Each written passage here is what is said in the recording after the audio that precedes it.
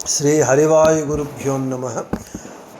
ಓಂ ವಂದೇ ವಿಷ್ಣುಂ ನಮಾಮಿ ಶ್ರಿಯಮಥ ಚ ಭುವಂ ಬ್ರಹ್ಮವಾಯೂ ಚ ವಂದೇ ಗಾಯತ್ರೀಂ ಭಾರತೀಂ ತಾಮಪಿ ಗರುಡಮನಂತಂ ಭಜೆ ರುದ್ರದೇವಂ ದೇವೀಂ ವಂದೇ ಸುಪರ್ಣೀಮಹಿಪತಿದಯಿತಾಂ ವಾರುಣೀಮಪ್ಯುಮಾಂ ತಾಂ ಇಂದ್ರಾದೀನ್ ಕಾಮಮುಖ್ಯಾನಪಿ ಸಕಲಸುರಾನ್ ತದ್ಗುರೂನ್ಮದ್ಗುರೂಂಶ್ಚ ಅಭ್ರಮಂ ಭಂಗರಹಿತಂ ಅಜಡಂ ವಿಮಲಂ ಸದಾ ಆನಂದತೀರ್ಥಮತುಲಂ ಭಜೆ ತಾಪತ್ರಯಾಪಹಂ. ಸಾಧಿತಾ ಕಿಲ ಸತ್ತತ್ವಂ ಬಾಧಿತಾ ಕಿಲ ದುರ್ಮತಂ ಬೋಧಿತಾ ಕಿಲ ಸನ್ಮಾರ್ಗಂ ಮಾಧವಾಖ್ಯಯತಿಂ ಭಜೆ. ಸಂಸ್ಥಾನರಕ್ಷಣೆ ಶೂರಾನ್ ಪ್ರಸನ್ನಾನ್ ರಾಘವಾರ್ಚನೆ ಪ್ರಣಮಾಮಿ ಗುರೂನ್ ನಿತ್ಯಂ ಪ್ರಸನ್ನಶೂರಮಾಧವಾನ್. ಪ್ರಸನ್ನಶೂರಮಾಧವಕರಾಬ್ಜೋತ್ಥಾನ್ ಯತೀಶ್ವರಾನ್ ವೀರರಾಮರತಾನ್ ವಂದೇ ವಿದ್ಯಾಸಾಗರಮಾಧವಾನ್. ಪೃಥ್ವೀಮಂಡಲಮಧ್ಯಸ್ಥಾಃ ಪೂರ್ಣಬೋಧಮತಾನುಗಾಃ ವೈಷ್ಣವಾಃ ವಿಷ್ಣುಹೃದಯಾಃ ತಾನ್ ನಮಸ್ಯೆ ಗುರೂನ್ ಮಮ. ಆಪಾದಮೌಳಿಪರ್ಯಂತಂ ಗುರೂಣಾಮಾಕೃತಿಂ ಸ್ಮರೇತ್ ತೇನ ವಿಘ್ನಾಃ ಪ್ರಣಶ್ಯಂತಿ ಸಿದ್ಧ್ಯಂತಿ ಚ ಮನೋರಥಾಃ. ಶ್ರೀ ವಿದ್ಯಾವಲ್ಲಭ ಮಾಧವತೀರ್ಥಗುರುಭ್ಯೋ ನಮಃ. ಹರಿ ಓಂ. ಓಂ ವಿಶ್ವಂ ವಿಷ್ಣುರ್ವಷಟ್ಕಾರೋ ಭೂತಭವ್ಯಭವತ್ಪ್ರಭುಃ ಭೂತಕೃದ್ಭೂತಭೃದ್ಭಾವೋ ಭೂತಾತ್ಮ ಭೂತಭಾವನಃ. ನಮ್ಮ ವಿಷ್ಣು ಸಹಸ್ರನಾಮ ಪಾಠದಲ್ಲಿ ನಾವು ಹಿಂದಿನ ಪಾಠದಲ್ಲಿ ಅಮೃತಾಂಶುದ್ಭವೋ ಭಾನು ಶಶಬಿಂದು ಸುರೇಶ್ವರ ಔಷಧಂ ಜಗತಸ್ಸೇತು ಸತ್ಯಧರ್ಮ ಪರಾಕ್ರಮಃ ಎಂಬ 31ನೇ ಶ್ಲೋಕದಲ್ಲಿ ಸತ್ಯಧರ್ಮ ಪರಾಕ್ರಮಃ ಎಂಬುವಂತಹ ಭಗವನ್ ನಾಮವನ್ನು ಕುರಿತು ಹೇಳಿಕೊಂಡಿದ್ದೇವೆ. ಇವತ್ತು 32ನೆಯ ಶ್ಲೋಕ. ಭೂತಭವ್ಯ ಭವನ್ನಾಥಃ ಪವನಃ ಪಾವನೋ ಅನಲಃ ಕಾಮಃ ಕಾಮಕೃತ್ ಕಾಂತಃ ಕಾಮಃ ಕಾಮಪ್ರದಃ ಪ್ರಭುಃ. ಈ 32ನೇ ಶ್ಲೋಕದಲ್ಲಿ 10 ಹೆಸರುಗಳಿದೆ. ಭವ್ಯ ಭವನ್ನಾಥಃ ಪವನಃ ಪಾವನಃ ಅನಲಃ ಕಾಮಃ ಕಾಮಕೃತ್ ಕಾಂತಃ ಕಾಮಃ ಕಾಮಪ್ರದಃ ಪ್ರಭು. ಇವತ್ತು ಮೊದಲನೇ ನಾಮ ಭೂತಭವ್ಯ ಭವನ್ನಾಥಃ. ಈ ಹೆಸರಿನಿಂದ ಭಗವಂತ ಭೂತ ಭವಿಷ್ಯತ್ ವರ್ತಮಾನ ಕಾಲಗಳಿಗೆ ಒಡೆಯನಾಗಿದ್ದಾನೆ. ಏನು ಕಾಲ ಅಂತ ನಾವು ಕರಿತಾ ಇದ್ದೇವೆ, ಅನಂತವಾದ ಕಾಲದಲ್ಲಿ ಭೂತ ಭವಿಷ್ಯತ್ ವರ್ತಮಾನ ಎಂಬ ಮೂರು ಕಾಲಗಳು ಏನಿವೆ, ಕಾಲಕ್ಕೆ ಒಡೆಯನಾಗಿದ್ದಾನೆ ಅವನು ಕಾಲನಾಮಕನಾಗಿ. ಇನ್ನು ಕಾಲದಲ್ಲಿ ಭಾಗವಾದಂತಹ ಭೂತ ಭವಿಷ್ಯತ್ ವರ್ತಮಾನಗಳಿಗೂ ಒಡೆಯನಾಗಿದ್ದಾನೆ ಎಂಬುವ ವಿಷಯವನ್ನು ವಿಸ್ತಾರವಾಗಿ ಈ ಹೆಸರಿನಲ್ಲಿ ಹೇಳ್ತಾ ಇದ್ದಾರೆ. ಭೂತಶ್ಚಾಸೌ ಭವ್ಯಶ್ಚ ಭೂತಭವ್ಯಃ ಭೂತಭವ್ಯಶ್ಚಾಸೌ ಭವಂಚ ಭೂತಭವ್ಯ ಭವನ್ ಭೂತಭವ್ಯ ಭವಂಚಾಸೌ ನಾಥಶ್ಚ ಭೂತಭವ್ಯ ಭವನ್ನಾಥಃ. ಏವಂ ಪ್ರಾಯಂ ಸ್ವಾಮ್ಯಮೈಶ್ವರ್ಯಂ ವಾ ನ ಕೇವಲಮದ್ಯ ಕಿಂತು ತ್ರಿಕಾಲೇಷ್ಟಿತಿ ಭೂತಭವ್ಯ ಭವನ್ನಾಥಃ ಅಂತ ಹೇಳ್ತೇವೆ. ಹಿಂದೆ, ಮುಂದೆ, ಈಗ. ಹಿಂದೆ ಭೂತಕಾಲ, ಮುಂದೆ ಭವಿಷ್ಯತ್ ಕಾಲ, ಈಗ ಪ್ರೆಸೆಂಟ್, ಪ್ರಸ್ತುತ ಕಾಲ. ಹೀಗೆ ಭೂತ ಭವಿಷ್ಯತ್ ವರ್ತಮಾನ ಕಾಲಗಳಿಗೆ ಇವನು ಒಡೆಯನಾಗಿದ್ದಾನೆ. ಆದ ಕಾರಣ ಇವನಿಗೆ ಭವ್ಯ ಭವನ್ನಾಥಃ ಅಂತ ಹೆಸರು. ಭೂತಶ್ಚಾಸೌ ಭವ್ಯಶ್ಚ ಭೂತಭವ್ಯ. ಭೂತ ಮತ್ತು ಭವಿಷ್ಯತ್ತು ಭೂತಭವ್ಯ ಭೂತಭವ್ಯಶ್ಚಾಸೌ ಭವಂಚ. ಭೂತಭವ್ಯಗಳು ಈವಾಗ ಪ್ರಸಕ್ತ ಎಲ್ಲ ಸೇರಿದರೆ ಭೂತಭವ್ಯ ಭವನ್. ಭೂತಭವ್ಯ ಭವಿಷ್ಯತ್ತುಗಳಿಗೆ ಇವನು ನಾಥಃ. ಆದ ಕಾರಣ ಭೂತಭವ್ಯ ಭವಂಚ ಅಸೌ. ಭೂತಭವ್ಯ ಭವಿಷ್ಯತ್ತುಗಳಿಗೆ ಭೂತಭವಿಷ್ಯತ್ ವರ್ತಮಾನಗಳಿಗೆ ಇವನು ನಾಥನಾದ್ದರಿಂದ ಇವನಿಗೆ ಭೂತಭವ್ಯ ಭವನ್ನಾಥಃ ಅಂತ ಹೆಸರು. ಇನ್ನು ಭೂತಾನಿ ಚ ಭವ್ಯಾನಿ ಚ ಭವಂತಿ ಚ ಭೂತಭವ್ಯ ಭವಂತಿ ತೇಷಾಂ ನಾಥಃ ಈಶ್ವರಃ. ಹಿಂದೆ ಇದ್ದ, ಈಗ ಇದ್ದಾನೆ, ಮುಂದೆ ಬರುವ. ಹಿಂದೆ ಇದ್ದ, ಈಗ ಇರುವ, ಮುಂದೆ ಬರುವ ಸಮಸ್ತ ವಸ್ತುಗಳಿಗೂ ಇವನು ಒಡೆಯನಾಗಿದ್ದಾನಾದ ಕಾರಣ, ಅಂದರೆ ಹಿಂದೆ ಇರುವ ಭೂತಕಾಲದಲ್ಲಿ ಇರುವ, ಈಗ ವರ್ತಮಾನ ಕಾಲದಲ್ಲಿ ಇರುವ, ಮುಂದೆ ಭವಿಷ್ಯತ್ತಿನಲ್ಲಿ ಬರುವ ಎಲ್ಲ ವಸ್ತುಗಳಿಗೂ ತೇಷಾಂ ನಾಥಃ, ಆ ವಸ್ತುಗಳಿಗೆ ಇವನು ಪ್ರಭುವಾಗಿದ್ದಾನಾದ ಕಾರಣ ಇವನಿಗೆ ಭೂತಭವ್ಯ ಭವನ್ನಾಥಃ ಹೆಸರು. ಇನ್ನು ಜ್ಞಾನವೇ ಇಲ್ಲ ನಮಗೆ. ಈ ಪ್ರಮಾಣ ಚಂದ್ರಿಕಾ ಹೇಳುವಾಗ, ಪ್ರಮಾಣ ಪದ್ಧತಿ ಪಾಠ ಹೇಳುವಾಗ ಏನು ಮಾಡ್ತಾರೆ, ಭಗವಂತನು ಸರ್ವಜ್ಞನು ಅಂದರೆ ಎಲ್ಲ ಜ್ಞಾನಗಳು ಇದೆ ಅಂತ ಹೇಳಿದಾಗ, ಎಲ್ಲ ಜ್ಞಾನಗಳಿದ್ದಾಗ ಅಜ್ಞಾನವು ಅವನಿಗೆ ಇದೆ ಅಂತ ನಿಮಗೆ ಅರ್ಥ ಆಗತ್ತಲ್ವಾ. ಅವನಿಗೆ ಅಜ್ಞಾನ ಇದ್ದರೆ ಅವನು ಭಗವಂತ ಹೇಗೆ ಆಗ್ತಾನೆ ಅಂತ ಹೇಳಿದರೆ, ಹೌದು ಭಗವಂತನು ಸರ್ವಜ್ಞನಾಗಿದ್ದಾನೆ, ಆದರೆ ಇವನಿಗೆ ಅಜ್ಞಾನ ಇದೆ ಎಂಬ ಜ್ಞಾನ ಅವನಿಗಿರುತ್ತೆ ಹೊರತು ಅವನಿಗೆ ಅಜ್ಞಾನ ಇರೋದಿಲ್ಲ. ಈ ಫಲಾನ ವ್ಯಕ್ತಿಗೆ ಅಜ್ಞಾನ ಇದೆ, ಆ ಅಜ್ಞಾನ ಇರುವ ವ್ಯಕ್ತಿಗೆ ಅವನಿಗೆ ಅಜ್ಞಾನ ಇದೆ ಅಂತ ಗೊತ್ತಿಲ್ಲದೆ ಇದ್ದರೂ ಕೂಡ ಇವನಿಗೆ ಅಜ್ಞಾನ ಇದೆ ಎಂಬ ಜ್ಞಾನ ಭಗವಂತನಿಗಿರುತ್ತೆ ಹೊರತು ಭಗವಂತನಿಗೆ ಅಜ್ಞಾನ ಇರುವುದಿಲ್ಲ. ಆದ ಕಾರಣ ಅವನು ಸರ್ವಜ್ಞ ಮತ್ತು ಸ್ವಾತಂತ್ರ್ಯ. ಇನ್ನು ಅವನಿಗಿರೋ ಸ್ವತಂತ್ರ ಶಬ್ದವೇ ಸ್ವತಂತ್ರ, ನನ್ನದೇ ಆದದ್ದು. ಈ ಸ್ವಾತಂತ್ರ್ಯ ಎಂಬುದು ಒಬ್ಬರು ಕೊಡೋದಲ್ಲ. ಒಬ್ಬರು ಕೊಡೋದಾದರೆ ಅದು ಸ್ವತಂತ್ರವೇ ಅಲ್ಲ. ಸ್ವ ಇಚ್ಛೆ ಸ್ವತಂತ್ರ, ನನ್ನ ಇಚ್ಛೆ ನನ್ನ ತಂತ್ರ, ಅದು ಒಬ್ಬರು ಕೊಡತಕ್ಕದ್ದಲ್ಲ. ಒಬ್ಬರು ಕೊಟ್ಟರೆ ಅದು ಸ್ವತಂತ್ರವಾಗುವುದಿಲ್ಲ. ಈ ಸ್ವತಂತ್ರ ಎಂಬುದು ಅವನದು ಇದೆ, ಅವನಿಗಿರೋ ಸ್ವತಂತ್ರ.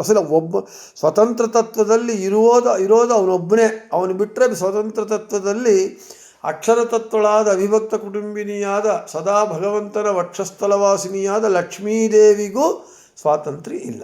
ಇನ್ನು ಪೂರ್ಣತ್ವ, ಇನ್ನು ಅವನಲ್ಲಿ ಎಲ್ಲವೂ ಪೂರ್ಣವೇ. ಪೂರ್ಣಮದಃ ಪೂರ್ಣಮಿದಂ ಅಂಥೇಳಿ ಅವನಲ್ಲಿ ಅಪೂರ್ಣತಾ ಎಂಬುದೇ ಇಲ್ಲ. ಅಪೂರ್ಣತಾ ಎಂಬುದು ದೋಷ. ಆದ ಕಾರಣ ಎಲ್ಲವೂ ಪೂರ್ಣತ್ವ.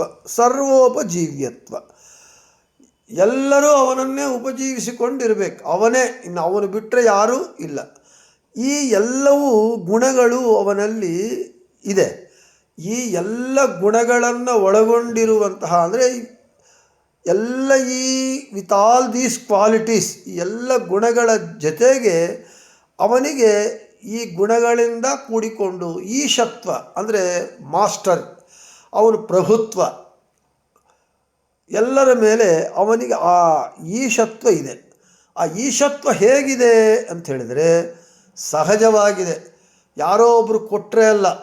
ರಾಜನಿಗೆ ಪಟ್ಟಾಭಿಷೇಕ ಮಾಡಬೇಕು. ರಾಜನಿಗೆ ಪಟ್ಟಾಭಿಷೇಕ ಮಾಡಿದ ನಂತರವೇ ಅವನು ಮಹಾರಾಜನಾಗ್ತಾನೆ, ಚಕ್ರವರ್ತಿ ಆಗ್ತಾನೆ, ಪರಾಕುಗಳೆಲ್ಲ ಹೇಳ್ತಾರೆ. ಒಬ್ಬರು ಪೀಠಾಧಿಪತಿಗಳಾಗಿ ಅವರು ಸ್ವತಂತ್ರರಾದ ಈ ಪರಾಕುಗಳೆಲ್ಲ ಹೇಳ್ತಾರಲ್ವ, ಅವರು ಆ ಪೀಠದಲ್ಲಿ ಸ್ವತಂತ್ರರಾಗಿ ಪೀಠಾಧಿಪತಿಗಳಾಗಿ ವಿರಾಜಮಾನವಾಗಬೇಕಾಗಿದ್ದರೆ ಅವರಿಗೆ ಸ್ವತಂತ್ರವಾಗಿ ಬರಲ್ಲ. ಒಬ್ಬ ಗುರುಗಳು ಅವರನ್ನು ಪಟ್ಟಾಭಿಷೇಕ ಮಾಡಬೇಕು. ಆದರೆ ಇಲ್ಲಿ ಭಗವಂತನಿಗೆ ಈ ಈಶತ್ವ ಎಂಬುದು, ಪ್ರಭುತ್ವ ಎಂಬುದು, ಪತಿತ್ವ ಎಂಬುದು, ಒಡೆಯತ್ವ ಎಂಬುದು ಅವನಿಗೆ ಒಬ್ಬರು ಕೊಟ್ಟರೆ ಬಂದಿದ್ದಲ್ಲ, ಸಹಜವಾಗಿ ಸ್ವಾಭಾವಿಕವಾಗಿ ಅವನಿಗೆ ಈ ಗುಣಗಳಿಂದ ಒಳಗೊಂಡಿರುವಂತಹ ಈಶತ್ವ ಅವನಿಗೆ ಸಹಜವಾಗಿಯೇ ಇದೆ. ಸಹಜವಾಗಿದೆ. ಅದೇನಾದರೂ ಆವಾಗ ಚೇಂಜ್ ಆಗ್ತಾ ಇರುತ್ತಾ, ಸ್ವಲ್ಪ ಹೆಚ್ಚು ಕಡಿಮೆ. 100% ಒಂದು ಸಲ ನಮಗೆಲ್ಲ ಈ ಮೊಬೈಲ್ ಸಿಗ್ನಲ್ಸು ತೋರಿಸ್ತಾ ಇರುತ್ತಲ್ಲಿ, ಮೊಬೈಲ್ನಲ್ಲಿ ಅಲ್ಲಿ ಗೀಟುಗಳಿರುತ್ತೆ, ಆ ಗೀಟುಗಳು ಇಂಡಿಕೇಟ್ ಮಾಡ್ತಾ ಇರುತ್ತೆ. 1 2 3 4 5 ಗೀಟುಗಳು ಫುಲ್ ಇದ್ದರೆ ಫುಲ್ ಸಿಗ್ನಲ್ ಇದ್ದಾಗ, ಇಲ್ಲ 1 ಗೀಟು 2 ಗೀಟು ಮಾತ್ರ ತೋರಿಸ್ತಾ ಇರುತ್ತೆ. ಹಾಗೇನಾದರೂ ಭಗವಂತನಲ್ಲಿ 100%, 90%, 80% ಹಾಗೇನ ಇರುತ್ತಾ ಅಂದರೆ ಇಲ್ಲ, ಅದು ಬದಲಾಗೋದೇ ಇಲ್ಲ, ಯಾವತ್ತಿಗೂ ಬದಲಾಗೋದಿಲ್ಲ. ಎಂದೆಂದಿಗೂ ಬದಲಾಗದೇ ಇರುವಂತಹ ಈಶತ್ವ, ಮಹಾಸಾಮರ್ಥ್ಯ, ಸಾರ್ವಜ್ಞ, ಸ್ವಾತಂತ್ರ್ಯ, ಪೂರ್ಣತ್ವ ಹಾಗೂ ಸರ್ವೋಪಜೀವ್ಯತ್ವವನ್ನು ಒಳಗೊಂಡಿರುವಂತಹ ಈಶತ್ವ, ಸಹಜವಾಗಿ ಇರುವ ಈಶತ್ವ ಇದೆ ಭಗವಂತನಿಗೆ ಅಂತ ಮಹಾವಿಷ್ಣು ಪುರಾಣ ಹೇಳ್ತಾ ಇದೆ. ಅದೇ ಹೇಳ್ತಾ ಇದ್ದಾರೆ, ಅಲ್ಪಶಕ್ತಿ ರಸಾರ್ವಜ್ಞಂ ಪಾರತಂತ್ರ್ಯಂ ಅಪೂರ್ಣತಾ ಉಪಜೀವಕತ್ವಂ ಜೀವತ್ವಮೀಶತ್ವಂ ತದ್ವಿಪರ್ಯಯ ಸ್ವಾಭಾವಿಕಂ ತಯೋರೇತನ್ನಾನ್ಯಥಾ ಸ್ಯಾತ್ ಕದಾಚನ ವದಂತಿ ಶಾಶ್ವತ ವೇತಾವತ ಏವ ಮಹಾಜನಾಃ ಅಂಥೇಳಿ ಆ ಭಗವಂತನ ಭೂತ ಭವಿಷ್ಯತ್ ವರ್ತಮಾನ ಕಾಲಗಳಲ್ಲಿ ಅವನಿಗಿರುವಂತಹ ಏನು ಈ ಈಶತ್ವ, ಪ್ರಭುತ್ವ, ಸಾರ್ವಜ್ಞತ್ವ ಎಲ್ಲವೂ ಇದೆ ಅಂಥೇಳಿ ಆಚಾರ್ಯರು ಮಹಾ ವಿಷ್ಣು ಪುರಾಣದ ವಾಕ್ಯವನ್ನು ಉಲ್ಲೇಖ ಮಾಡ್ತಾರೆ. ಇನ್ನು ಸರಿ, ಅದೇ ಆಚಾರ್ಯರು ಮಹಾಭಾರತ ತಾತ್ಪರ್ಯ ನಿರ್ಣಯದಲ್ಲಿ ಸರಿ ಇಂತಹ ವ್ಯಕ್ತಿ ಎಲ್ಲಾದರೂ ಹಿಂದೆ ಇವಾಗಿದ್ದಾನೆಯೇ ಅಥವಾ ಹಿಂದೆ ಬರ್ತಾನೇನು ಅಂತ ಹೇಳಿದರೆ, ಆಚಾರ್ಯರು ಮಹಾಭಾರತ ತಾತ್ಪರ್ಯ ನಿರ್ಣಯದಲ್ಲಿ ಸ್ಪಷ್ಟವಾಗಿ ಹೇಳ್ತಾರೆ, ನೈತಾದೃಶ ಕ್ವಚ ಬಭೂವ ನ ಚೈವ ಭಾವ್ಯೋ ನಾಸ್ಯುತ್ತರಃ. ಇಂತಹ ಇಷ್ಟವರೆಗೂ ನಾವೇನು ಹೇಳ್ಕೊಂಡಿದ್ದೇವೆ, ಇಂಥ ಗುಣಗಳು ಉಳ್ಳಂತಹ ಇಂತಹ ಅವನು ವ್ಯಕ್ತಿ ಹಿಂದೆ ಇಲ್ಲ. ನೈತಾದೃಶ ಕ್ವಚ ಬಭೂವ, ಹಿಂದೆ ಇಲ್ಲ, ಮುಂದೆಯೂ ಇರಲಾರ ಮತ್ತು ಈಗಲೂ ಇಲ್ಲ. ಅಂದರೆ ಭವಿಷ್ಯ ವರ್ತಮಾನ ಕಾಲಗಳಲ್ಲಿ ಇಂತಹ ಭಗವಂತನು, ಇಂತಹ ವ್ಯಕ್ತಿ ಇಲ್ಲದ ಕಾರಣ ಭಗವಂತನಿಗೆ ಭೂತಭವ್ಯ ಭವನ್ನಾಥ ಅಂತ ಭಗವಂತನಿಗೆ ಹೆಸರು ಬಂದಿದೆ ಅಂತ ಹೇಳ್ತಾ, ಇನ್ನು ಋಗ್ವೇದ ಹೇಳ್ತಾ ಇದೆ, ನತೇ ವಿಷ್ಣೋ ಜಾಯಮಾನೋ ನ ಜಾತೋ ದೇವ ಮಹಿಮ್ನಃ ಪರಮಂತಮಾಪ. ಋಗ್ವೇದದಲ್ಲಿ ಭಗವಂತನನ್ನು ವಿಷ್ಣು, ಹೇ ವಿಷ್ಣು, ನತೇ ವಿಷ್ಣು ಅಂತ ಸಂಬೋಧಿಸಿ, ನಿನ್ನ ಮಹಿಮೆಯ ಪರಮಾವಧಿ, ನಿನ್ನ ಮಹಿಮೆ ಇದಕ್ಕೆ ಏನಾದರೂ ಒಂದು ಅವಧಿ ಇದೆಯಾ ಅಂದರೆ ಒಂದು ಲಿಮಿಟ್, ಎಂಡ್ ಏನಾದರೂ ಇದೆಯಾ ಅಂತ ಹೇಳಿದರೆ, ಹೇ ವಿಷ್ಣು, ನಿನ್ನ ಮಹಿಮೆಯ ಒಂದು ಪರಮಾವಧಿಯನ್ನು ಈಗ ಜಾಯಮಾನೋ ನ ಜಾತೋ ದೇವ ಮಹಿಮ್ನಃ ಪರಮಂತ ಮಾಪ, ಈಗ ಹುಟ್ಟಿರುವವನಾಗಲಿ, ಹಿಂದೆ ಹುಟ್ಟಿದ್ದವನಾಗಲಿ, ಮುಂದೆ ಹುಟ್ಟಲಿರುವವನಾಗಲಿ ಹೊಂದುವುದಿಲ್ಲ. ಅಂದರೆ ನಿನ್ನ ಮಹಿಮೆಯ ಪರಮಾವಧಿ, ನಿನಗೆ ಎಷ್ಟು ಮಹಿಮೆ ಇದೆಯೋ ಅದು ಉತ್ಕೃಷ್ಟವಾದ ಅವಧಿ. ಅಂತಹ ನಿನ್ನ ಮಹಿಮೆಯ ಪರಮಾವಧಿಯನ್ನು ಹಿಂದೆ ಹುಟ್ಟಿದವನು, ಮುಂದೆ ಹುಟ್ಟುವವನು, ಈಗ ಹುಟ್ಟಿದವನು ಯಾರ್ಯಾರು ಅಂತಹ ನಿನ್ನ ಪರಮಾವಧಿಯನ್ನು ಹೊಂದಿದವನು ಯಾರೂ ಇಲ್ಲ, ಇರುವುದಿಲ್ಲ, ಮುಂದೆ ಇರಲ್ಲ. ಅದಕ್ಕೆ ಇವನಿಗೆ ಭಗವಂತನಿಗೆ ಭೂತ ಭವ್ಯ ಭವನ್ನಾಥ ಅಂತ ಹೆಸರು. ಆದ್ದರಿಂದ ಬೃಹದಾರಣ್ಯಕ ಉಪನಿಷತ್ ಭಾಷ್ಯ, ಏಷ ಸರ್ವೇಶ್ವರಃ ಏಷ ಭೂತಾಧಿಪತಿರೇಷ ಭೂತಪಾಲಃ ಭೂತ ಏವಾಧಿಪತಿ ನಾಸ್ಯಾಧಿಪತ್ಯಮಾದಿವತು ಅಂತ ಹೇಳ್ತಾ ಇದ್ದೆ. ಆದ ಕಾರಣ ಭಗವಂತನಿಗೆ 3 ಕಾಲದಲ್ಲೂ ಅವನಿಗೆ ಅವನೇ ಒಡೆಯನೇ ಹೊರತು ಇನ್ನು ಯಾರೂ ಅವನಿಗೆ ಒಡೆಯನಿಲ್ಲ. ಪ್ರಭುವಿಲ್ಲ, ಬಾಸ್ ಇಲ್ಲ, ಅನನ್ಯಾಧಿಪತಿ. ಬೃಹದಾರಣ್ಯಕ ಉಪನಿಷತ್ತಿನಲ್ಲಿ ಭಗವಂತನು ಅನಾದಿಯಾಗಿ ಅಧಿಪತಿಯಾಗಿದ್ದಾನೆ. ಅನಾದಿ ಅಂದರೆ ಆದಿ ಇಲ್ಲದೇ ಇರುವಂತಹದ್ದು. ಆದಿ ಇಲ್ಲದೇ ಇರುವಂತಹ ಭಗವಂತನು ಅನಾದಿಯಾಗಿ, ಆದಿ ಇಲ್ಲದೆ ಭಗವಂತನು ಅಧಿಪತಿಯಾಗಿದ್ದಾನೆ. ಭಗವಂತನ ಆಧಿಪತ್ಯ ಅಂದರೆ ಭಗವಂತನ ಬಾಸಿಸಮ್, ಭಗವಂತನ ಪ್ರಭುತ್ವ ಆದಿ ಉಳ್ಳದ್ದಲ್ಲ. ಆದಿ ಇತ್ತು ಇದಂದರೆ ಈ ದಿನದಿಂದ, ಈ ಕ್ಷಣದಿಂದ ಪ್ರಾರಂಭವಾದದ್ದು ಅಂತ ಅರ್ಥ ಆಗುತ್ತೆ. ಅಂದರೆ ಅವನ ಆಧಿಪತ್ಯಕ್ಕೆ ಬಿಗಿನಿಂಗ್ ಎಂಬುದೇ ಇಲ್ಲ, ಅದನ್ನೇ ಹೇಳ್ತಾ ಇದ್ದಾರೆ. ಆದ ಕಾರಣ ಬೃಹದಾರಣ್ಯಕ ಉಪನಿಷತ್ತು ಅವನನ್ನು ಭೂತಾಧಿಪತಿ ಅಂತ ಕರಿತಾ ಇದೆ, ಹೇಳ್ತಾ ಇದೆ ಅಂತ ಹೇಳ್ತಾ ಇದ್ದಾರೆ. ಅಂದರೆ ಇವನ ಆಧಿಪತ್ಯ ಅನಾದಿಯಾಗಿ ಇದೆ. ಯಾವಾಗ ಅಂದರೆ ಪರ್ಮನೆಂಟಾಗಿ, ಫಾರ್ ಎವರ್ ಇದೆ. ಅಂದರೆ ಭೂತ ಭವಿಷ್ಯತ್ ವರ್ತಮಾನ ಕಾಲಗಳಲ್ಲಿ ಭಗವಂತನು ಅನಾದಿಯಾಗಿ ಅಧಿಪತಿಯಾಗಿದ್ದಾನೆ. ಆದ ಕಾರಣ ಭಗವಂತನಿಗೆ ಭೂತ ಭವ್ಯ ಭವನ್ನಾಥ ಅಂತ ಹೆಸರು. ಇನ್ನು ವಾಲ್ಮೀಕಿ ರಾಮಾಯಣ. ಭೂತಾಶ್ಚ ಭವ್ಯಾಶ್ಚ ಭವಂತಶ್ಚ ಭೂತಭವ್ಯ ಭವಂತಃ ತೈಃ ನಾಥ್ಯತೆ ಪುರುಷಾರ್ಥಾಯ ಯಾಚ್ಯತೆ ಇತಿ ಭೂತಭವ್ಯ ಭವನ್ನಾಥಃ. ಭೂತಭವ್ಯ ಭವಂತಃ ನಾಥಾಃ ಯಾಚಕಾಃ ಯಸ್ಯ ಸಹ. ಹಿಂದೆ, ಮುಂದೆ, ಈಗ ಇರುವ ಪ್ರಾಣಿಗಳಿಂದ ಬೇಡಲ್ಪಡುವವನು. ನಾವು ಇನ್ನು ಯಾರನ್ನು ಬೇಡಬೇಕು? ಬೇಡಿದರೆ ಎನ್ನೊಡೆಯನ ಬೇಡುವೆ. ಆದ ಕಾರಣ ಹಿಂದೆ ಇರುವ ಪ್ರಾಣಿಗಳಾಗಲಿ, ಈಗ ಇರುವ ಪ್ರಾಣಿಗಳಾಗಲಿ, ಮುಂದೆ ಬರುವ ಪ್ರಾಣಿಗಳಾಗಲಿ, ಎಲ್ಲ ಪ್ರಾಣಿಗಳು, ಎಲ್ಲ ಜೀವರು ಅವರಿಗೆ ಬೇಕಾದ ಪುರುಷಾರ್ಥವನ್ನು ಯಾರನ್ನು ಬೇಡ್ತಾರೆ ಅಂತ ಹೇಳಿದರೆ ಈ ಭಗವಂತನನ್ನೇ ಬೇಡ್ತಾರೆ. ಆದ ಕಾರಣ ಭಗವಂತನಿಗೆ ಭೂತ ಭವ್ಯ ಭವನ್ನಾಥ, ಭೂತ ಭವಿಷ್ಯ ವರ್ತಮಾನ ಕಾಲಗಳಲ್ಲಿರುವ ಎಲ್ಲ ಜೀವರು ಅವರವರ ಪುರುಷಾರ್ಥಗಳನ್ನು ಹೊಂದುವುದಕ್ಕಾಗಿ ಆ ಭಗವಂತನನ್ನು ಬೇಡ್ತಾರಾದ ಕಾರಣ ಭಗವಂತನಿಗೆ ಭೂತ ಭವ್ಯ ಭವನ್ನಾಥ ಅಂತ ಹೆಸರು.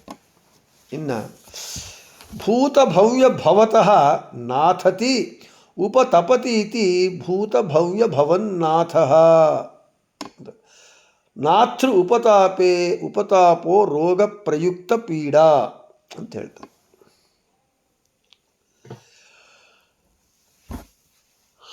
ಹಿಂದಿನವರನ್ನು, ಮುಂದಿನವರನ್ನು, ಈಗಿನವರು, ಭೂತ ಭವಿಷ್ಯತ್ ವರ್ತಮಾನ, ಭೂತ ಭವ್ಯ ಮತ್ತು ಭವಿಷ್ಯತ್ ಕಾಲದಲ್ಲಿ ಸಂಸಾರ ರೋಗದಿಂದ ಹಾಗೂ ಇತರ ರೋಗಗಳಿಂದ ಜೀವರನ್ನು ಪೀಡಿತರನ್ನಾಗಿ ಮಾಡುವವನು. ಆದ ಕಾರಣ ಅವನಿಗೆ ಭೂತ ಭವ್ಯ ಭವನ್ನಾಥಃ ಅಂತ ಹೇಳಿ.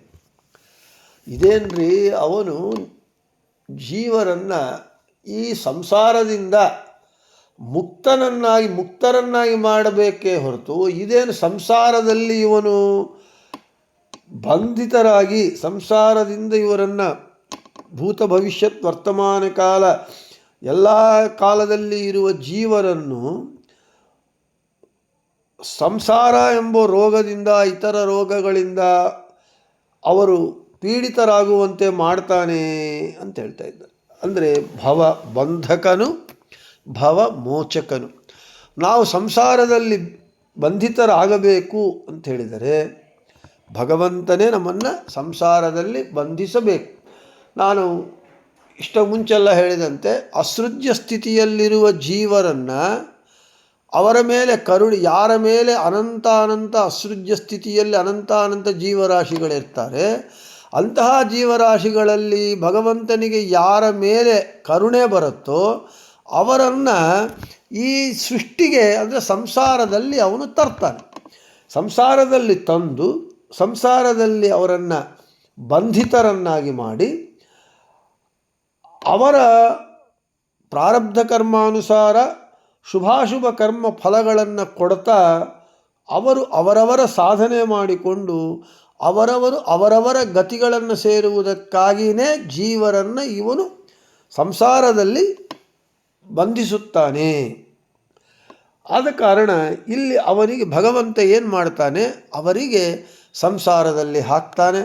ಎಲ್ಲ ರೋಗಗಳಿಗೂ, ನೆಗಡಿ, ಕೆಮ್ಮು, ಆಯಾಸ, ಹಾರ್ಟ್ ರೋಗ, ಈ ರೋಗ, ಏನೇನು ರೋಗಗಳಿವೆಯೋ ಆ ರೋಗಗಳಿಗೆಲ್ಲ ಮೂಲ ಬೀಜ್, ರೂಟ್ ಕಾಸ್ ಯಾವುದಂದರೆ ಸಂಸಾರ ಎಂಬ ದೊಡ್ಡ ರೋಗ. ಈ ಸಂಸಾರದಲ್ಲಿ ಹಾಕಿ ಅವರಿಗೆ ಅವರವರ ಪ್ರಾರಬ್ಧ ಕರ್ಮಾನುಸಾರ ಜ್ವರ, ನೆಗಡಿ, ಕೆಮ್ಮು, ಹಾರ್ಟ್ ಇದು ಹೀಗೆ ಆ ರೋಗಗಳನ್ನು ಅವನು ಭಗವಂತ ಕೊಡ್ತಾ ಇರ್ತಾನೆ. ಅದಕ್ಕೆ ಹೇಳ್ತಾರೆ, ಪೂರ್ವಜನ್ಮ ಕೃತಂ ಪಾಪಂ ರೋಗರೂಪೇಣ ಬಾಧತೆ. ನಮಗೆ ರೋಗಗಳು ಅಂದರೆ ರೋಗಗಳು ಪಾಪದ ರೂಪಗಳು. ನಾವು ಮಾಡಿರುವ ಪಾಪಗಳೇ ರೋಗದ ರೂಪಗಳಾಗಿ ರೋಗದ ರೂಪದಿಂದ ನಮ್ಮನ್ನು ಕಾಡುತ್ತೆ. ಗರುಡ ಪುರಾಣದಲ್ಲಿ ಹೇಳ್ತಾರೆ, ಏನು ಪಾಪ ಮಾಡಿದರೆ ಏನು ರೋಗ ಬರುತ್ತೆ ಅಂತ ಹೇಳಿ. ಅನೇಕ ನಮಗೆ ಅದು ಈ ತರಕಾರಿ ಕಳ್ಳತನ ಮಾಡಿದರೆ ನವಿಲ ಹುಡ್ತಾನಂತೆ. ಹಾಗೆ ಏನು ಒಂದು ಕಳ್ಳತನ ಮಾಡಿದರೆ ಆ ಪಾಪಕ್ಕೆ ತಕ್ಕ ರೋಗ ನಮಗೆ ಬರುತ್ತೆ. ಗರುಡ ಪುರಾಣದಲ್ಲಿ ಒಂದು ದೊಡ್ಡ ಲಿಸ್ಟ್ ಕೊಡ್ತಾ ಇರ್ತಾರೆ, ನಮಗೆ ಲಿಸ್ಟ್ ಕೊಡ್ತಾರೆ, ಈ ಪಾಪ ಮಾಡಿದರೆ ಈ ರೋಗ ಅಂತ ಹೇಳಿ. ಆದ ಕಾರಣ ಭಗವಂತ ಏನು ಮಾಡ್ತಾನೆ, ಅವರವರ ಪ್ರಾರಬ್ಧ ಕರ್ಮಾನುಸಾರ ಭೂತ ಭವಿಷ್ಯ ವರ್ತಮಾನ ಕಾಲಗಳಲ್ಲಿರುವ ಜೀವರಿಗೆ ರೋಗಗಳನ್ನು ನೀಡ್ತಾನೆ. ಆದ ಕಾರಣ ಅವನಿಗೆ ಭೂತ ಭವ್ಯ ಭವನ್ನಾಥ ಅಂತ ಹೆಸರು. ಅಷ್ಟೇ ಅಲ್ಲ,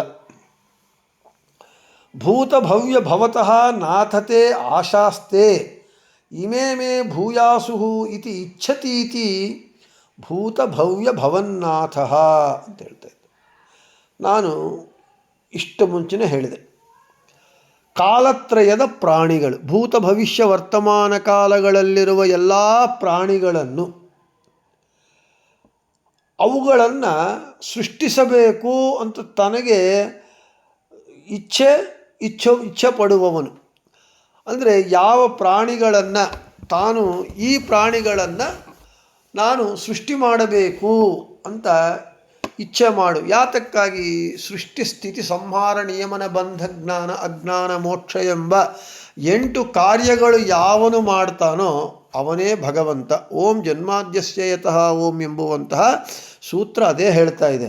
ಈ ಭಗವಂತ ಏನು ಮಾಡ್ತಾನೆ, ಈ ಜಗತ್ತಿನಲ್ಲಿ ಜೀವರನ್ನು ಸೃಷ್ಟಿ ಮಾಡ್ತಾನೆ. ಸೃಷ್ಟಿ ಸ್ಥಿತಿ ಸಂಹಾರ ನಿಯಮನ ಬಂಧ ಜ್ಞಾನ ಅಜ್ಞಾನ ಮೋಕ್ಷ, ಈ 8 ಕಾರ್ಯಗಳನ್ನು ಮಾಡುವುದಕ್ಕಾಗಿ ಈ 3 ಕಾಲಗಳಲ್ಲಿ ಇರುವ ಪ್ರಾಣಿಗಳನ್ನು ಸೃಷ್ಟಿಸಬೇಕು ಅಂತ ಇಚ್ಛೆ ಪಡ್ತಾನಾದ ಕಾರಣ ಭಗವಂತನಿಗೆ ಭೂತ ಭವ್ಯ ಭವನ್ನಾಥ ಅಂತ ಹೆಸರು. ಇನ್ನು ಆದಿಭೂತ ನಿವಿಷ್ಟಶ್ಚ ತದಿಚ್ಛುಶ್ಚಾಸ್ಮಿ ಭಾರತ, ಗೀತಾಭಾಷ್ಯ. ತದಿಚ್ಛು ಅಧಿಭೂತಸ್ಯ ಜನ್ಮಾದಿಚ್ಛು ಅಂತ ನಮಗೆ ವ್ಯಾಖ್ಯಾನ ಹೇಳುತ್ತೆ. ಈ ಭಗವಂತನು ನಾಶವುಳ್ಳಂತಹ ಭಾವ ಪದಾರ್ಥಗಳು, ನಾಶ ಇರುವಂತಹ ಭಾವ ಪದಾರ್ಥಗಳಿಗೆ ಜನ್ಮಾದಿಗಳನ್ನು ಕೊಡಬೇಕು ಅಂತ ಇಚ್ಛಾ ಪಡೋದರಿಂದ ಭಗವಂತ ವಿಷ್ಣು ಎಂದು ಕರೆಯಲ್ಪಡ್ತಾ ಇದ್ದಾನೆ ಎಂದು ಶ್ರೀಕೃಷ್ಣ ಅರ್ಜುನನಿಗೆ ಭಗವದ್ಗೀತೆಯಲ್ಲಿ ಉಪದೇಶ ಮಾಡ್ತಾ ಇದ್ದಾನೆ. ಇವಾಗ ಭಾವ ಪದಾರ್ಥಗಳು, ಈ ಪದಾರ್ಥ ಇದೆ, ಅಂದರೆ ಇರುವಂಥ ಭಾವ ಪದಾರ್ಥ, ಈ ಭಾವ ಪದಾರ್ಥಗಳಿಗೆ ನಾಶ ಇದ್ದೇ ಇರುತ್ತೆ. ಅಂತಹ ನಾಶ ಸ್ವಭಾವವುಳ್ಳಂತಹ ಭಾವ ಪದಾರ್ಥಗಳಿಗೆ ನಾನು ಜನ್ಮಾದಿಗಳಂದರೆ ಅವುಗಳ ಸೃಷ್ಟಿ ಸ್ಥಿತಿ ಸಂಹಾರಾದಿಗಳನ್ನು ಮಾಡಬೇಕು ಅಂತ ಭಗವಂತ ಇಚ್ಛಾ ಪಡೋದರಿಂದ ಭಗವಂತನು ವಿಷ್ಣು ಎಂದು ಕರೆಯಲ್ಪಡ್ತಾನೆ. ನಾನು ವಿಷ್ಣು ಎಂದು ಕರೆಯಲ್ಪಡ್ತೇನೆ ಎಂದು ಶ್ರೀಕೃಷ್ಣನು ಅರ್ಜುನನಿಗೆ ಭಗವದ್ಗೀತೆಯಲ್ಲಿ ಉಪದೇಶ ಮಾಡಿದ್ದಾನೆ ಅಂತ ಹೇಳ್ತಾ ಇದ್ದಾರೆ. ಇನ್ನು ಪ್ರಭೂತತ್ವಾತ್ ಪರಿಪೂರ್ಣತ್ವಾತ್ ಭೂತಃ ಮಂಗಳಸ್ವರೂಪತ್ವಾತ್ ಭವ್ಯಂ ಭಾವುಕಂ ಭವಕಂ ಭವ್ಯಂ ಭವತಿ ಸರ್ವದಾ ವರ್ತತೆ ಇತಿ ಭವನ್ ಸರ್ವಸ್ವಾಮಿತ್ವಾತ್ ನಾಥಃ ಅಂತ ಹೇಳ್ತಾ ಇದ್ದಾರೆ. ಏನು? ಭಗವಂತನು ಪರಿಪೂರ್ಣನಾದವನು, ಮಂಗಳ ಸ್ವರೂಪಿಯಾಗಿದ್ದಾನೆ, ಯಾವಾಗಲೂ ಇರುವವನು, ಅಂದರೆ ಭೂತ ಭವಿಷ್ಯತ್ ವರ್ತಮಾನ ತ್ರಿಕಾಲಗಳಲ್ಲಿ ಇರುವವನು, ಮತ್ತು ಎಲ್ಲದರ ಈ ಚರಾಚರಾತ್ಮಕವಾದ ಜಗತ್ತಿನಲ್ಲಿ, ಈ ಜಗತ್ತಿನಲ್ಲಿರುವ ಎಲ್ಲ ವಸ್ತುಗಳಿಗೂ ಇವನು ಒಡೆಯನಾಗಿದ್ದಾನೆ. ಆದ ಕಾರಣ ಇವನು ಭೂತ ಭವ್ಯ ಭವನ್ನಾಥ ಅಂತ ಹೇಳ್ತಾ ಇದ್ದಾರೆ. ತ್ರಿಕಾಲಗಳಲ್ಲಿ ಇರುವ ಭಗವಂತನು ಪರಿಪೂರ್ಣನಾಗಿದ್ದಾನೆ, ಅವನಲ್ಲಿ ಅಪೂರ್ಣತಾ ಎಂಬುದೇ ಇಲ್ಲ, ಮತ್ತು ಮಂಗಳ ಸ್ವರೂಪನಾಗಿದ್ದಾನೆ. ಮಂಗಳಕ್ಕೆ ಮಂಗಳವನ್ನೇ, ಮಂಗಳತ್ವವನ್ನು ಕೊಡುವವನು ಭಗವಂತ.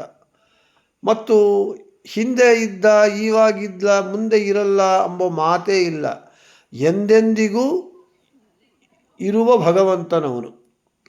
ಮತ್ತು ಒಬ್ಬರಿಗೆ ಒಡೆಯನು, ಇವರಿಗೆ ಮಾತ್ರ ಒಡೆಯ ಅಂತಲ್ಲ, ಎಲ್ಲರಿಗೂ ಈ ಜಗತ್ತಿನಲ್ಲಿರುವ ಸಮಸ್ತ ವಸ್ತುಗಳಿಗೂ, ಅದು ಜಡವಾಗಬಹುದು, ಆಗಬಹುದು, ಚೇತನ ಪದಾರ್ಥವಾಗಬಹುದು, ಅಚೇತನ ಪದಾರ್ಥವಾಗಬಹುದು, ಎಲ್ಲದಕ್ಕೂ ಅವನು ಒಡೆಯನಾಗಿದ್ದಾನೆ. ಆದ ಕಾರಣ ಭಗವಂತನಿಗೆ ಭೂತ ಭವ್ಯ ಭವನ್ನಾಥ ಅಂತ ಹೆಸರು. ಇನ್ನು ಎಲ್ಲರಿಗೂ ಒಡೆಯನಾದವನು, ಎಲ್ಲರಿಂದ ಬೇಡಲ್ಪಡುವವನು ಅಂತ ಮೊದಲಾದ ವಿಷಯಗಳನ್ನೆಲ್ಲ ನಾಳೆ ಹೇಳ್ಕೊಳ್ಳೋಣ ಅಂತ ಹೇಳ್ತಾ, ಶ್ರೀಕೃಷ್ಣಾರ್ಪಣಮಸ್ತು ಮಧ್ವೇಶಾರ್ಪಣಮಸ್ತು. ಎಲ್ಲರಿಗೂ ಶುಭಮಸ್ತು.